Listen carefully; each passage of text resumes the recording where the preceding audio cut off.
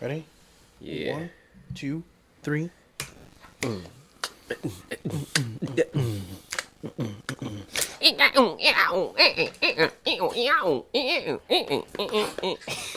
right. Hello, everybody.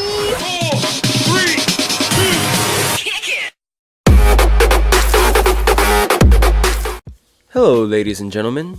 James here once again with Miami Let's Play and Eric G in the house. What up, what up? Welcome to the 13th of many episodes of Miami Let's Cast, your video games podcast out of Miami, Florida. Whoop, whoop. Whoop, whoop. Let's do it. That's called clipping, when you go whoop, whoop, and it goes higher. Oh, really? Today we have a pretty interesting show. Yes, we do. We have, of course, we're going to go into what we've been playing. We're going to talk about the new releases this week. There's some good ones there. And what we will be picking up from that list. There's some interesting Nintendo news, a little leak. We'll talk about that leak. We're going to break down Nintendo Direct for you guys. That happened since we last put up an episode. And then we have Sony at TGS with some rumors coming out of there as well. So that's the rundown for the show. So let's get started in this bitch. Let's do it. All right, so kind of to begin here, I'm gonna go into a little bit of what I've been playing since we last spoke. What you been playing, bro? It's been mostly more the same with Mario Cross Rabbids. That game I've been having a freaking blast with. It's amazing. It reminds me a lot of a kind of like a Fire Emblem or an XCOM, but you know, every match you go into, it's a few minutes long. You understand what the goal is. When you get in there, you go for that goal, you finish. The difficulty ramps up pretty quick towards the end of the game, so don't feel like this is a slouch by any means. It definitely can get pretty interesting, but what it does have, which is pretty nice, it has that easy mode button. You just press Y.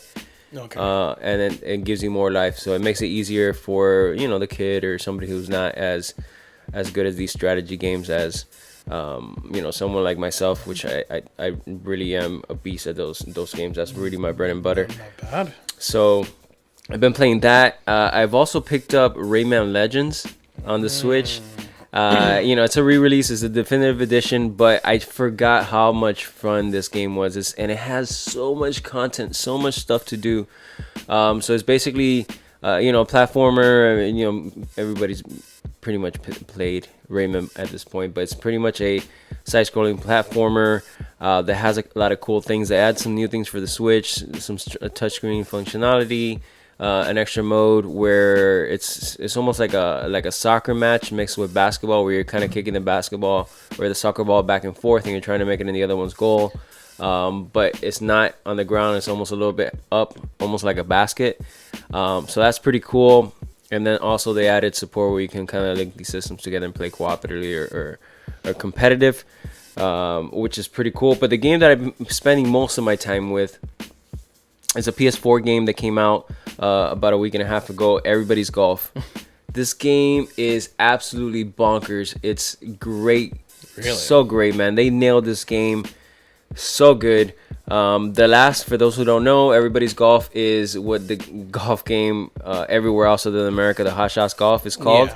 Yeah. They kind of just say, hey, let's do Everybody's Golf. They got a good thing going with Sony. They don't gotta Americanize it per se with these names, but it's basically Hot Shots Golf with the name that it's been in everywhere else in the world. So it's not your Tiger Woods simulator. It's definitely got the Japanese kind of quirkiness to it. I get it. It's very arcadey. You go out there, you bust some balls, you're putting balls in holes, and it's cool what they're doing. So you don't have to wait for everybody else to golf. Everybody just kind of golfs at the same time from the tee. Okay. And you make your way off the golf course. It lays it out for you, and then the more you use certain clubs, they level up. So you can get further distances, better accuracy. There's something called backdoor in the game, so your backdoor statistics go up, and that's basically where you come into the game and you hit it at a certain part into the green, and then you make it from the back door of the green. That's what we're referring to there, backspin, all that sorts of thing. And then you have the opportunity to level up your character. It gets harder and harder as you go, but you never feel like it's too difficult. Okay. And they add this hub world where you can kind of get around, meet people. They let you at one point in the game get into a golf cart and you kind of run around in the golf cart, which is pretty good. Have you ever played any of those arcade golfing games? I've actually played, I think, Hot Shots Golf for like the original Xbox. I don't know if you really? remember. Yes, I did. Okay. There was this one I don't character remember that it being on Xbox. I mean, I don't even. Probably was. It might have been. I'm not sure, but it was cartoony. It was like you didn't play it for the golf really. You played it for like the scenes in between. Like there was this one character that I played called Ice Tray. Ice Tray, that's an interesting Dude, name. I thought it was a playoff of Ice Cube and Ice T. Probably was. Oh, he probably was, but he was like a white boy and he was like a rapper. Really? Yeah. And oh, snap. like he would get all the scenes in between, like you'd see him like chug a bottle of whiskey and hit somebody in the head with a golf club. that was the funniest thing of life, yo. That was, oh my god. For a sport like golf, where it's not, I mean, let's face it. I mean, Tiger Woods made it interesting and exciting because of the way he brought to the game. There's other golfers out there that have done the same, but for the most part, you watch golf and you're kind of like nodding off because it's very slow. They talk very low, and it's cool because everybody's golf came out. This other game recently came out, Giant or 10-foot or 100-foot robot golf or some shit like that. Which is pretty dope. So there's been a couple of golf arcade games come out. A sport that it's popular, but I didn't think it was so popular to make it so that there's so many games. But interesting, definitely recommend it. They freaking nailed it. Great version of the game. For those who haven't picked it up, I mean it's a budget game. You're talking about $39.99. If you got your Best Buy membership, you can get it for $31.99, so it's 20% off that way. It's pretty cool, man. Pretty cool. Definitely recommend this. So that's what I've been playing these past couple weeks for the most part, and I dabbled here and there in different titles, but this is where I spend the meat of my time. What you been playing? What you been up to? You want to know? You really want to know? I do. Okay, cool. Well, I've been just playing Destiny 2 since the release. Straight up. I could have guessed. Dude, Destiny 2... Oh my god, it was literally the answer to my prayers for everything for Destiny 1. They nailed it? Yeah, they nailed it completely. That's awesome. You can, I find myself, grinding, not in the usual way that I was doing before, because I thought that was, the most, useless thing to do. I mean, there wasn't really any, there wasn't it really wasn't worth it, to be honest. I felt. And then, all of a sudden... Well, all of a sudden, you're doing these patrol missions where it'll give you these this big loot because you fought this boss with 3 bars of health, and that's it's pretty difficult to do. It's not easy, by any means. I feel like every piece of news that I've read about, kind of preparing for this show, has been about Destiny. So it feels like Destiny 2 has been everything that I've been kind of reading about leading up to the show. Almost avoiding, yeah. Because everybody and their mother has been talking about Destiny 2. I mean, I'm sorry that I have to be the one, No, for sure, dude. I mean, the game's doing gangbusters. One of the articles I was reading about it was that they hit 1.2 million concurrent users. Yeah. So that means that these people have sold a shit ton of copies of this game. Man. So tell me, how's the gameplay? How's the game playing is going great. The gameplay is amazing. It's very seamless. Going from public events to patrols to strikes to nightfalls. It's all very seamless. It's almost like they made it. I feel that they made the transition almost seamless, across the board. So whenever you're going from one planet to the next, you can see what's going on. You can see what's going on in the planet that you're inhabiting. You know, you can go out and do crucibles. As opposed to what, like how they do it in the first version. Yeah, because and in the first version, it was just like, oh, you gotta go here. Well, you gotta go up in space first, and then select your destination, and then. Oh, so there was like some sort of hub. So there was no direct connection to the planet to each world. Well, there was no direct connection. There was like, you know. You had to go through this hub. Yeah, you're in the tower. Like, let's say for example, you're in the tower. Boop, you go up to space. Boop, you go to Mars, or you go to Venus, or you go to Saturn.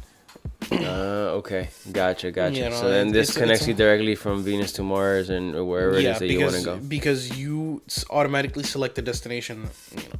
And does this play out in the multiplayer mode, or is this like a single player thing? No, it's. Or is this across the board? It's across the board.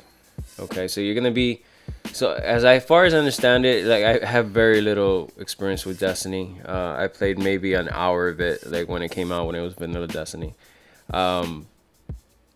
What I gathered is you play the single player mode and it's almost seamless. It has drop in, drop out with other people, so they can come into your world at any time, or can you disconnect from that and do your own mission? Yeah, you can disconnect from that and do your own mission. Mind you, the public areas are, you know, you'll sometimes meet, you know, players that are in the same public areas as you.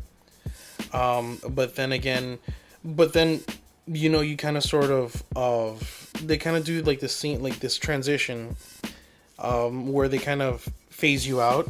Okay. And then, you know, they almost instantly create like another instance of what it is you're doing at that particular planet. Gotcha. So let's say, for example, you're in Io, and you're doing, you're trying to go into like a strike, or you're trying to go into like you're doing a mission, right? You would, you know, select the start mission and one of the swords. You'd be in a public area. You'd, you know, walk off into like this, I don't know, like an embankment. Okay. You know, I'm throwing like these little like you know, words at you so you can visualize like what I'm talking about here. But the point is, like, once you like phase into like a particular part of the map, all right, it'll phase you out and then put you in another instance of that map, so that way you're separated from the people. Okay, gotcha. Okay, so. Gotcha. And then where does it play out where you're transferring between world to world? Is that when you just want to go somewhere else on the map? Or is there a difference between these worlds? Well, it depends on what you're doing. If the game itself, let's say for example, is directing you to a certain world where the next mission is going to take place, you would have to open up the director. Let's say you were doing the story mode, right? And you already just finished this mission. Now you have to go do another mission. You're in Nessus, and then you have to go to Titan. It'll tell you by the little like icon. Okay. Of where this next mission is going to take place. Gotcha. And then that's the travel, and now you don't have to go through the hub to get there. You just go directly to wherever this is. Okay, cool, man. And then have you gotten far into the game? Yes, I have. I've gotten up to the light level 242. That's high. Yeah, I mean that's pretty high. Oh, that's right, because they don't do contemporary levels. Yeah. They do like you have your leveling system, then you have light levels that level you out past that. Yeah. Okay. That's dependent on the armor. Yeah, that's dependent on the armor, your weapons, your warlock artifacts. You know your ghost. Okay. But if I can sell it to you one more time, I mean, yeah, it's been known to have like that in-game transaction system, but at the same time you're not bound to it. Like, you don't have to buy it. Gotcha. You can grind through it, and I feel it's much more worth it in that sense, because you know you're putting in work and then you're getting like all of this, you know, awesome stuff in return. Gotcha. So, and one of the questions I'm interested to ask you is another thing that's been coming out, this talk about the microtransaction stuff. Yeah.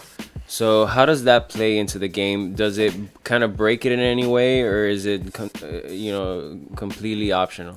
It kind of makes the whole like gameplay easy, because when you go into the PlayStation Store and you buy dust. Okay. Well, I'm gonna take this as an example because I'm playing on PlayStation. You buy. I'm sorry, not dust, silver. Excuse me, my language. Yeah, you download it like when you're out of the game. Then when you get in the game, bam, you get 800 or 1600 silver. You go to like to this store where it would only accept this form of payment. Okay. And then you get an engram for like a weapon or an armor, based on. I think it's like really really high up. I don't think it's based on anything. I think you're probably gonna get like somewhere around the 300 to 280 range. So does this silver that you're buying with real money influence any stat boosts or anything like that? No, I mean the item, you really realistically only ever get it for items, but I think that's it's high level items to begin with. All right, so Okay. generally like the game this is the way the game goes. If you have a really powerful item, you'd have to be really powerful yourself in order to get there. Okay. So right now, thank God, you don't have like EXP boosts, to level up your character like exponentially. That you can physically buy. Okay. If the game itself says, "Hey, we're gonna give you a 1.5 XP boost because you did this public event," and yada yada yada. Okay. You'll. So then it does influence the way you earn EXP. These transactions or no? No, not really. Not directly. Okay. Not directly. Gotcha. I think this time around they made a point to wanna make you work for it because Gotcha, okay. it feels more rewarding in the end, like I said before. Gotcha. Cool, man. So that's today's Destiny talk. But there are some new games, believe it or not, coming out. It's not all about Destiny. And we have it's pretty extensive here. About 10 to 15 games coming out. We're going to run down this list. So on September 19th, you have Echo. That's coming out for PS4 and PC. That's September 19th. You got Hidden Dragon Legend coming out for PS4 on September 19th. And then, you know what? I'll let you take this one as well. Alrighty, you got Marvel vs. Capcom Infinite. Oh, crap. Sorry, I can't see. That's also coming out. Marvel vs. Capcom Infinite coming out for PS4, Xbox One, PC tomorrow. Yeah, so we record this, so this is going up the day after. We're recording this September 18th, and this is going to be coming out on the 19th, so I'm excited. So what is it that makes you excited about? Oh, this is a new Marvel vs. Capcom, bro. This is a new fighter. So I did read a couple of reviews before we started the show because IGN and some of the other outlets put it up.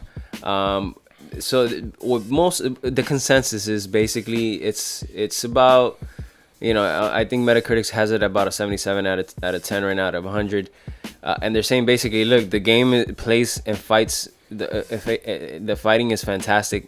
Doesn't miss a beat versus the last one that came out, but the game is ugly to look at. Some of these characters are downright muddy, and then the absence of the X-Men is noticeable. Those are the biggest draws that I got from it. Basically, that the fighting mechanics are great.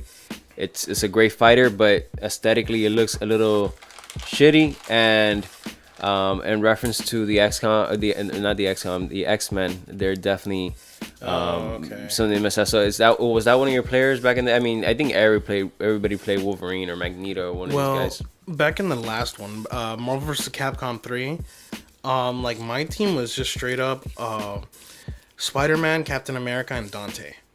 Okay, gotcha. So it doesn't influence you. Those are in there. No. It doesn't influence me at all.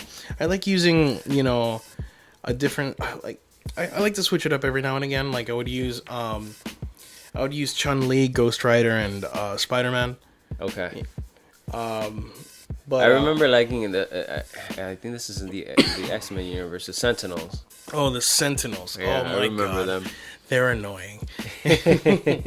No, because they're big and then they can punch you really easily and they go into like UMVC 3 was just like wombo combo all day 24/7. Like 24/7, I'm in heaven, I be get that, Dude, I used to be pretty good against the computer on like normal difficulty. Okay.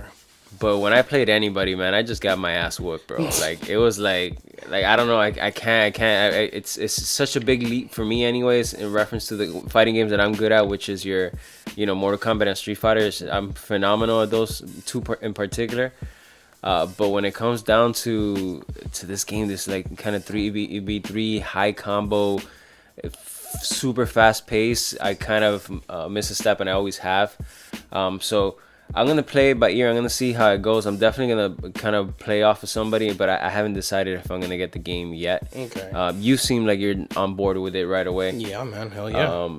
There are a couple, and we don't have them in front of us, but there are a couple of different options that you can buy. I know there was the regular edition, deluxe, which brings like the season pass and stuff, and then there was a $200 edition. Oh yeah, the collector's edition. Yeah, dude, nah. That came with the with I think like a figure and then like all the 6 Infinity Stones. Yeah, no, chill, dude.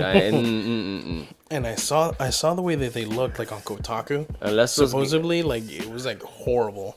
Yeah. Like they were just like Easter eggs. Like they looked exactly chill. Like to me, like unless those Infinity Stones give me actual powers, nah, chill. No, I mean, honestly, I would have preferred the MCU's version of the Infinity Stones, and just because they looked so much real. Yeah, gotcha. But I mean, we'll see. I mean, the reviews are come back. It looks like it's a good game, not a great game, but a good game. And everybody, I think, agrees that on the fighting side is a great game. I'll tell you one thing, man. A fighting game that I'm stoked for. The closed beta just finished. I went over to MCC, which is a local comic book store here in Miami, and the owner had the closed beta for it. The game looks fantastic, man. Oh my god. The game looks fantastic. I wanted to play. It is you could basically team up anybody, like villains and heroes alike together, and or you can just go all Saiyan. I saw one of the guys get Trunks, Goku, and Gohan on the same team. Okay. And the game looks beautiful. It plays great. It looks very much like the anime. So, question: can you go Super Saiyan Blue? I'm pretty sure you can. Yes. I'm pretty sure you can. We'll talk about this more in the TGS section because that's Sony's gonna bring that to the stage. So we're gonna go down the list for the TGS show. So we'll talk a little bit more about that then. But I did want to bring it up because Marvel vs. Capcom just came out. I'll take the next one, which is NBA 2K18. That's for PS4, Xbox One, Switch, and PC. I'm definitely 100% picking this up. I might even double dip on this one and get it for the PS4 just so I can have like cutting edge graphics. But I couldn't help myself, man. I pre-ordered this thing and it comes out a little later, October 17th for the Switch. Oh, nice.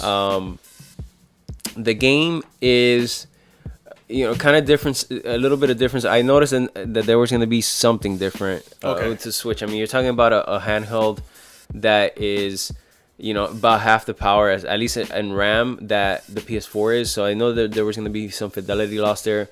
The frames per second are taking a hit. It's not 60, it's locked in at 30. Okay. But other than that, everybody says, as far as the reviews and the impressions that a lot of people are getting, because I've been paying attention to it, everybody says that it's 1-to-1, other than what I mentioned.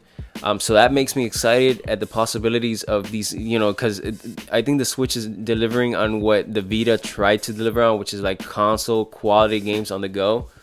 And I think they're doing it right, and I'm super stoked for it. So I'm a big NBA fan. I'm definitely gonna pick this one up. Switch has been pre-ordered. I'm not even big on pre-ordering games, but I just got so happy that I pulled the trigger on it. And I might pick up the PS4 version maybe on the Black Friday. They always go down to like half price in a month or two.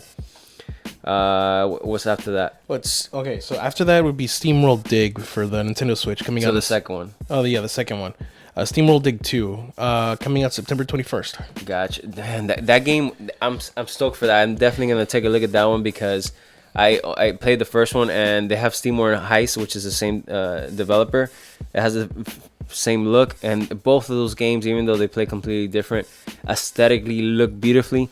And SteamWorld Dig is just so much fun. I mean, you're digging down, you're mining away, and then you come back up and you kind of refill on gas and you keep going down. So the whole premise of the game is just dig as deep as you can. And it's a super fun mechanic. I'm definitely excited about SteamWorld Dig 2, and I'm going to take a look at that one for Switch. After that, we got the next day. So on September 22nd, you're going to be able to play Dragon Ball Xenoverse 2 on the Switch. Yep. Another console game coming to that one. I own it for PS4. I played plenty of it, but I don't know if I want to play it over again. I want to see how the reviews come back and see what kind of job they did as far as bringing the console version and see if there's anything missing from the game. So I'm gonna hold out for that, but I'm definitely interested in purchasing that. What else we got? So right after that, we have Pokemon Gold and Silver coming out for the 3DS. That's also on the 22nd. On the 22nd of September. You still have a 3DS? Dude, no, man. I love Pokemon Gold, though. I'm sorry, Yeah. Pokemon Silver. Pokemon Silver was my jam. I have it on my phone. Nice, nice. And I'm playing it right now. Oh, Emulators. dude. So we got another Pokemon inspired game. So Pokken Tournament Deluxe for the Switch is coming out on the 22nd. That's another fighter that's also been getting around 77, 78 on Metacritic. So I played the demo of it. It takes some getting used to. It's a very different type of a fighting game. It has two different variations as far as the angles go. So you can do kind of like this side-scrolling angle or this head-on angle, and it depends what angle you are in. Yeah. Depending on the mode that you're on, and the mode is decided by the certain combos that you do. So it's very it's very interesting to see how the gameplay, because I hadn't experienced that before the demo. Definitely piqued my interest. I don't know if I'm gonna pick it up right away. I think I'm gonna hold out maybe for a price drop on this one. I mean, you should probably try it, because I personally love it. It's like, Yeah.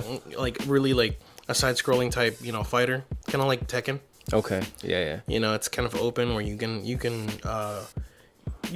And it has your favorite Pokemon in it, which is great. Mewtwo. I would love to play as Mewtwo. Well, I think you can play as Mewtwo in the deluxe edition. I'm not too Yeah. sure. No, he's in there. Okay, so yeah. I love not Riolu. I'm sorry. What was his name? Crap. I'm supposed to be the Pokemon master. I am the Pokemon master. Oh God. Okay. Leroy, who is the master? So whoever, when you guys listen to this, drop down in the comments below. Who is the evolution to Riolu?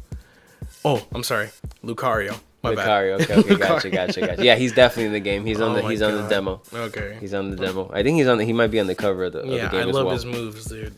What else we got? We got, let's see here. We got Project Cars 2, PS4, Xbox One, and PC also coming out September 22nd. So Project Cars 1 was a revolutionary game for me. It was where do I put it? So it was like a hyper sim. So for those who don't know, this was a kind of a crowdfunded game from ex-developers from Need for Speed and some other racing development teams.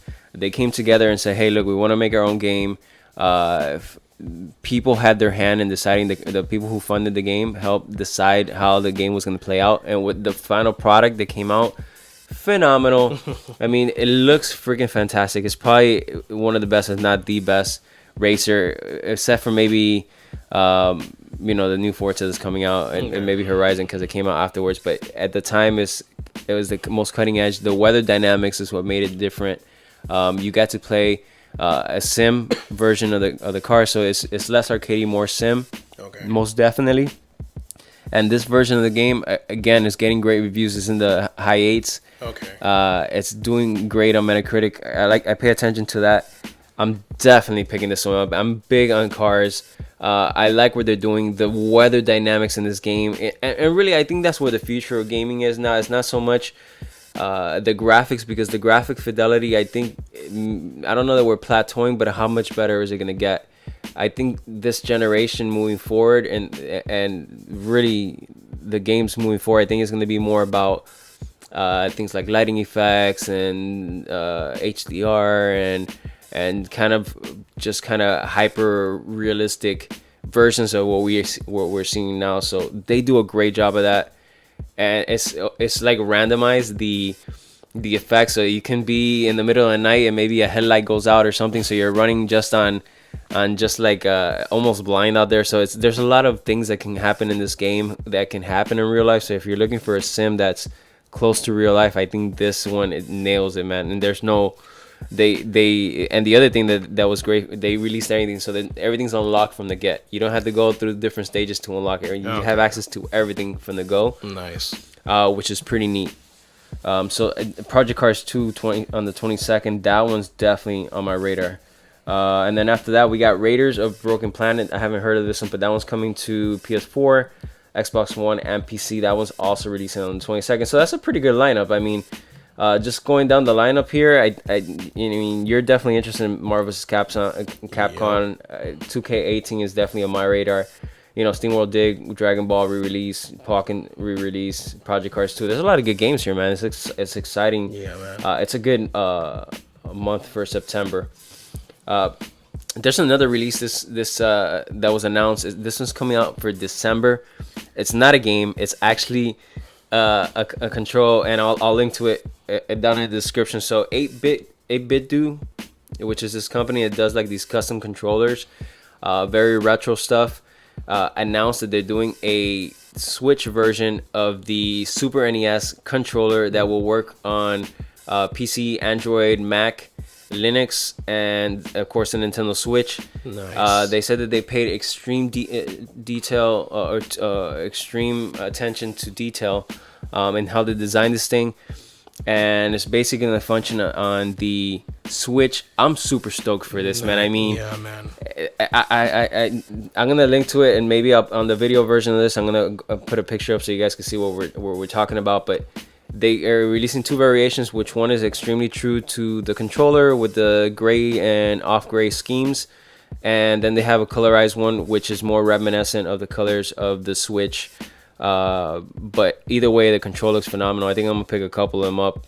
Yeah, man, I think I'm gonna pick up one myself. Yeah, I mean, if the good thing is that if you don't have a Switch, this still works for you because you can link it up to all these other devices. So I did want to mention that. I'm gonna get a link if you guys want to reserve that. They're reserving, I think they're $49.99 a pop, and they're reserving through Amazon. So I'm gonna link to you guys for that. And then there's kind of keeping in Nintendo here because these next couple topics are gonna be Nintendo. So there was again, we just had Hurricane Irma pass through here, so we haven't put up episode in the last couple weeks.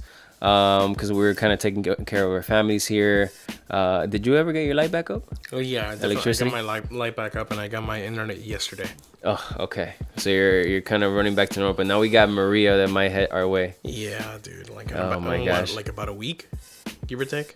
Well, I gotta pay attention to it. So after we finish recording here, I'm gonna turn on the news and see what's going. Actually, I can't turn on the news. I'm gonna go online because DirecTV's still down. They're coming next Monday to fix that. Okay. But yeah, that's basically why we haven't put up episodes in the last couple of weeks. I've been fixing fences, moving trees, and shit like that. So that takes priority over video games, of course. So yeah. So during these last couple of weeks, there was a Nintendo leak. It wasn't a leak. It was more a kind of a slip up from a developer. So this was a NeoGAF. This developer gets asked a question of why they haven't implemented some sort of achievements onto the games on the Switch version. The developer basically said, "Hey, Nintendo's working on it," and then he immediately like erased that and said, "No, I don't know. You gotta ask them." And then he started getting cagey about it. But this kind of brought the question up of, you know, PSN has their trophy system. Xbox forever has had their achievement system. I mean, even Android and Apple have their forms of achievements. So I was, the only kind of holdout here is Nintendo. And I admittedly have said in the past, I don't know if it was on the show or not, but I said, like, I play the Nintendo Switch and I love it. Yeah. And I play it, but I almost feel like I'm missing something. And I couldn't put I couldn't put the nail on the head to what it was, but I kind of figured out after playing for a while that it was the lack or missing of this meta game that we all do with these achievements at this point. I mean, it kind of extends the life of the game. You're not required to do it, but if you're enjoying a game, you couldn't extend the life of that game by doing these other, little side quests or whatever. So I think it adds value to the game. I think it adds value to the system. For those who want to flaunt the games that they play, I think it gives a platform to do that. I think that is one of the few things that is missing from the Switch. Of course, they have other priorities. They got to fix their network issues and all that stuff. But I think that this is a nice thing to kind of be out there. And if it happens, I'll definitely be on board and excited about that. Are you into... are you like a trophy? I know you're big on the PSN side. Are you a big trophy hunter? Yeah. I mean, I can definitely go hours and try and get all the trophies. But if I can't, because of X, Y, and Z reasons, I'm not gonna get bothered by it. But it kind of brings up an interesting point about what Nintendo's doing with the achievement system. If I can throw in my 2 cents, I think we talked about this like about a week ago. How if they were gonna do it, how could they can do it, different. Well, yeah, that episode never happened. Okay. Yeah, that episode never happened. But if Nintendo's gonna go like into an achievement system, they should probably do it kind of like Ubisoft with the Ubisoft. Oh, like that Uplay thing. You mean? Yeah, the Uplay. Okay. Where you get a credit based on how many of these actions you do. So you can like I can spend see it. that. I can see that. So you're talking about like maybe creating a system where not only are you getting achievements or rewarded for certain things in the game, but you're also getting something that you can like value. So maybe like a piece of skin or some sort of unlockable within the game. Is that what you're getting at? Yeah, but not just for like one game, but like all of them. So from this point moving forward, if they're gonna come out with another well, God forbid, a Mario game. Nintendo never stops making Mario games. They could, bring that system into the new game and say, we have all these unlockables, but it only takes Nintendo credits or something like that. Gotcha. I see that. I hadn't thought about that. That's a good point. So that you can get these achievements and not necessarily use the points to buy for the game that you got unlocked the achievement on, but it's across the board. You can get different things for it. Okay. I used it. Like that. If we're using Ubisoft as an example again, like I used it plenty. During my time playing Splinter Cell and Assassin's Creed. Getting all these different robes and all these guns. Okay. Dude. Honestly, it is without a doubt like the best system implemented, and it goes like across the board too. Okay. Because Ubisoft is a publisher and a developer. They can you can connect a PlayStation or an Xbox and maybe Nintendo if you want to have Ubisoft titles. Yeah. Sorry, I was getting off topic here. You're ranting there. Yeah. But yeah, Nintendo, go ahead. Take some points from Ubisoft. You never know. Literally points, a point system. Yeah, but that was I kind of wanted to talk about that because I feel like, I'm not like super into that meta, but I like being able to extend, like I mentioned before, the life of a game that I really like. Yeah. So if there's a game that I really, really, really enjoy and I beat the game and I just want to get more out of it, I'll go back and I'll do this achievements stuff. But what you mentioned is also interesting to make it so that it's more like the Uplay style where you kind of get rewarded for in some form or whether it be digital or whatever the case is for these point systems. So that's cool. So Nintendo also had their Direct on the 13th and it ran about 45 minutes. They went into maybe about 10 minutes or so of 3DS stuff, Pokemon Ultra Sun and Moon. They spoke about that, Pokeball Edition for a new Nintendo 2DS XL, Mario and Luigi Superstar Saga, Kirby Royale, Kirby's 25th, something or other, Yokai Watch 2, Leighton Mystery Journey, Minecraft for 3DS. Of all things, I don't know. It's kind of late to the game, but Minecraft. I think that's their effort to be everywhere. They talked a little bit about Mario Party, Metroid: Samus's Return, which was just released, and then a series of Atlas RPGs, and then Apollo Justice, Ace Attorney, and then they talked about Fire Emblem Warriors for the 3DS as well. Which I think is pretty cool that they're doing that, and then they finished off their kind of 3DS section. With the new Nintendo 2D XL. So 3DS is all fine and dandy. Yeah. But let's get into the real nitty gritty, which is their primary system here. So they started talking about the Switch, and they got into it with Xenoblade Chronicles 2. It was an extended demo. They ran for about 8 minutes or so. and they talked about the systems, the story. They gave pretty deep examples, and I'll link to all this stuff. We're not gonna get too specific into what they talk about because there was a lot covered, and I want to cover it all with you guys. But they basically talked about the game, and then they announced a special edition version with a Pro controller. So the Pro controller is customized with a Xeno Chronicles kind of artwork on it. Okay. So that's pretty cool. Shall I reveal the what actually surprised me about the Nintendo Direct? What was it? Okay. So wait, which one? This one right here. Okay, well, we'll get to it. We'll get to it in a second. So, right after that, they talked a little bit of Splatoon 2, some updates that they were having.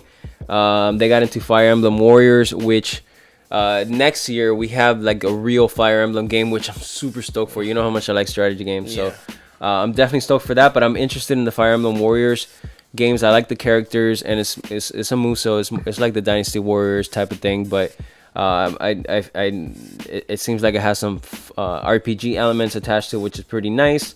They announced a Snipper Clips Plus Cut It Out Together edition, so that was the launch title for the Switch. I had tons of fun with that game. Yeah, me too. It was a riot. It arguably was probably, if not the best, one of the best games, other than Zelda Breath of the Wild, of course, to launch with the Switch. Definitely the most fun. They talked a little about Morphe's Law, which I don't remember what it is, but then they talked about Rocket League. There's going to be some dedicated like Nintendo stuff that you got to unlock, and then there's going to be Team Luigi and Team Mario, and they each have their own carts depending on the team that you play. Of course, they're implementing some of that stuff there. This was actually interesting. So Arena of Valor for the Nintendo Switch is a MOBA for the Switch. Oh wow. Is that something that I know you like MOBA, so I know you play Paragon and what's the other one? Smite. Smite? Yeah, very little. I play League of Legends. Which is really, really good. I play Paragon mostly. So yeah, they basically announced this MOBA, which I think is. I mean, I'm not too big into MOBA, but if they can make it so that it's more kind of user friendly and easier to understand, and I feel like that's a priority with Nintendo, that it's more accessible, and it seems based on the gameplay and the trailer that they showed here, some of the gameplay, it feels like it's more accessible MOBA. I mean, but you're looking at it right now. I mean, it looks pretty cool. Definitely right up my alley. So I'm gonna be keeping my eye out for that. Then they follow that up with more news on Elder Scrolls 5. Skyrim. So that is cool. I'm definitely. I mean, I feel like I've bought that game 3 times already, and honestly, here's another. I think like Bethesda with all their Elder Scrolls games. Jesus Christ. Like I already knew. I had a feeling that was gonna come to the Nintendo Switch, but what followed? Oh my god. Yeah, so Bethesda had more news, right? Yeah, Bethesda had more news. So what news was it? Okay, Tell us. To my surprise, coming in the 25-minute and 46-second mark of the Nintendo Switch Direct, show, Bethesda announced that they'd be releasing Doom and Wolfenstein 2, the new Colossus, for the Nintendo Switch, which, oh my god, I didn't think it was possible given the fact that those are like really high fidelity games. But, Skyrim's there, so, anything's possible. You know what? I think freaking Fallout 4 might be on the horizon next. Right? So, I mean, if they can get Skyrim, Doom, and Wolfenstein to work on this machine, I honestly didn't think it was possible. I felt like the system was underpowered, but now with, 2K18 with almost a 1-to-1, Skyrim, as you mentioned, Doom, Wolfenstein, like this is fantastic. This is great news, and this shows a lot of what Nintendo has been kind of what do you call it? Like they've been like bad at in the past, which is like third-party support. Ridicule was the word that I was looking for. Yeah. They've been kind of ridiculed for not having third-party support. And here it is. I mean, we got things. Of course, we have the first-party Nintendo games, but we also have, Rocket League, which is a huge game, is getting on there. We're getting these full versions of games, which is, your 2Ks, Elder Scrolls, Doom, Wolfenstein. This is great news.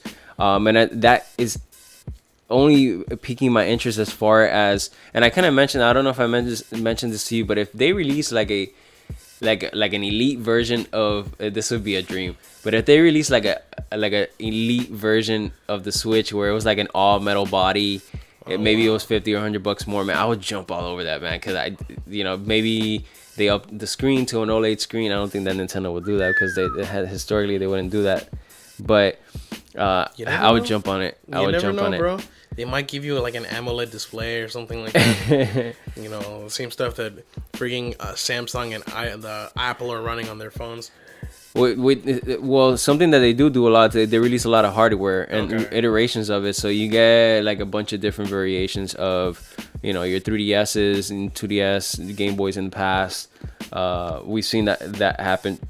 So right after that bomb, they released or they announced a little game called Flip Wars. It reminds me of a lot of a cooperative version of Othello, where you're kind of flipping the tiles over to your color. And then you have Arcade Archives Mario Brothers. They announced an update on the amiibos for Legend of Zelda. As mentioned, 2K18, WWE 2K18, FIFA 18, Pokken Tournament DX. They talked a little bit more about those.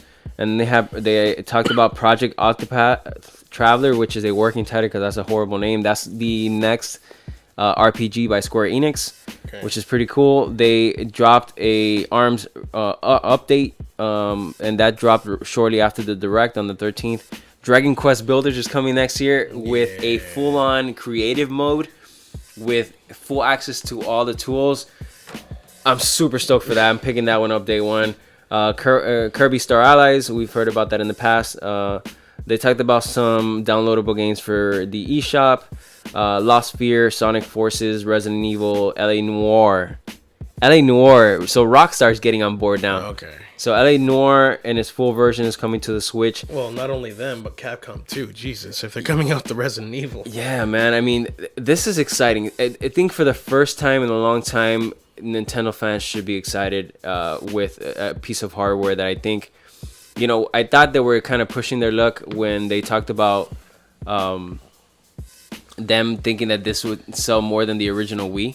Okay. But I think that they're on pace to do that, man. I really do. Okay. And then they finish off the show with some an extended demo of Super Mario Odyssey, and then they announced a Super Mario Odyssey Nintendo Switch edition with custom Joy-Cons and carrying case. I think that's going for $380 with the game and all the other stuff. So a lot of stuff to be excited for, guys, in reference to the Nintendo Switch.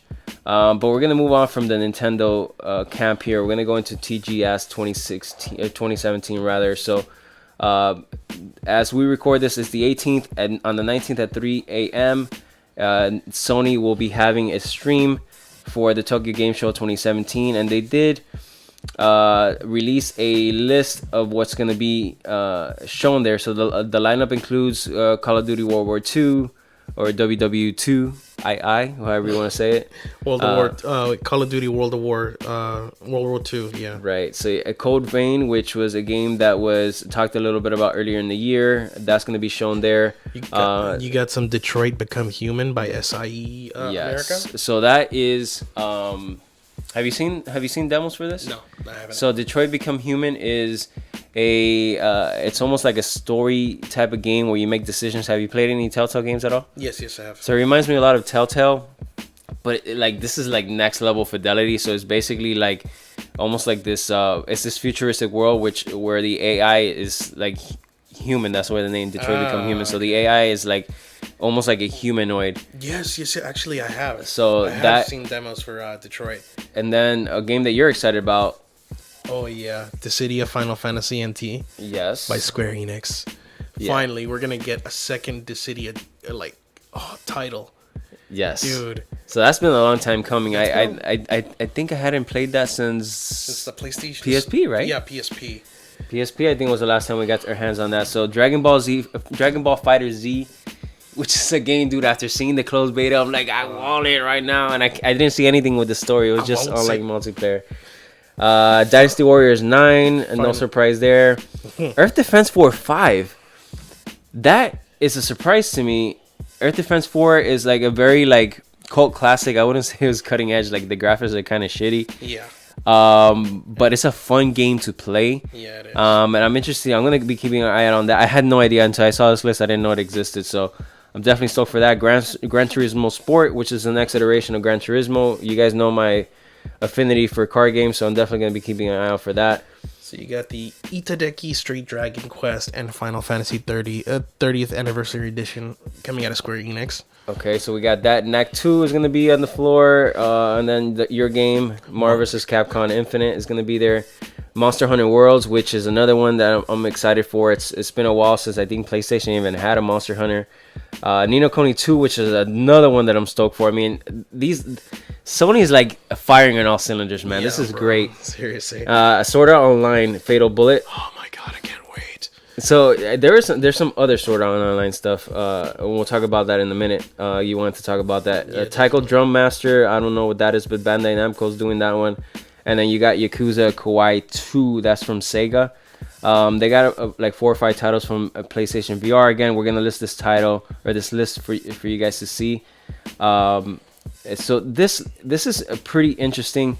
We mentioned Sword Art Online. So tell me a little bit about Sword Art Online. I'm not too familiar with it. I did play a little bit of the game, but I know you're into that. Okay, that's your world. So I mean, just to keep it short, Sword Art Online is based off an anime. It's an anime where you go into this not a VR world, but like kind of sort of where you like your mind is literally going to this world, like your physical senses. I'm excited. I'm really hyped right now. Excuse me.